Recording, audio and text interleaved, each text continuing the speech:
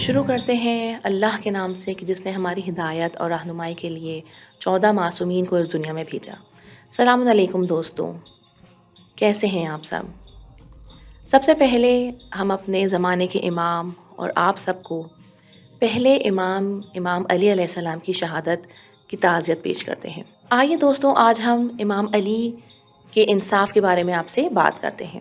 کہتے ہیں کہ دو خواتین کی ایک بچے کے لیے لڑائی ہو رہی تھی۔ دونوں اس بات کا دعویٰ کر رہی تھیں کہ یہ میرا بچہ ہے، دوسری کہتی کہ یہ میرا بچہ ہے۔ جب قاضی کوئی فیصلہ نہیں کر سکا تو امام علی علیہ السلام کے پاس وہ لوگ آتے ہیں۔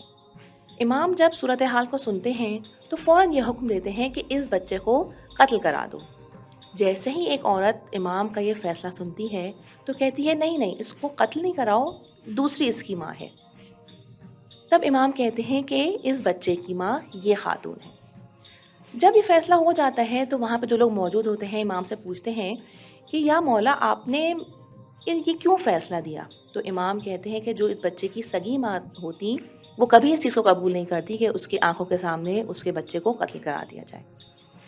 ہمارے مولا کا یہ سلوک، یہ برتاؤ صرف عام لوگوں کے ساتھ ہی نہیں بلکہ جب ہم دیکھتے ہیں دشمنوں کے ساتھ، تب بھی ہمارے مولا ہمیں اسی طرح با انصاف اور عدالت پسند نظر آتے ہیں کہ اگر ان کے دشمن کبھی کوئی غلط بات کر رہے ہوتے تو امام نے ہمیشہ ان کی اصلاح کرنے کی کوشش کی، ان کی ہدایت کے لیے دعا کی۔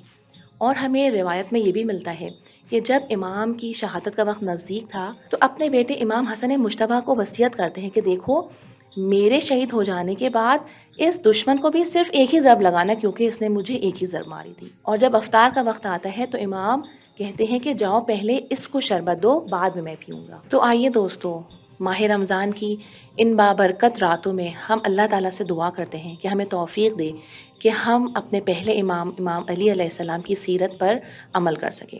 اپنا بہت خیال رکھیے گا، ہمیں اپنی خاص دعاؤں میں یاد رکھیے گا۔ خدا حافظ۔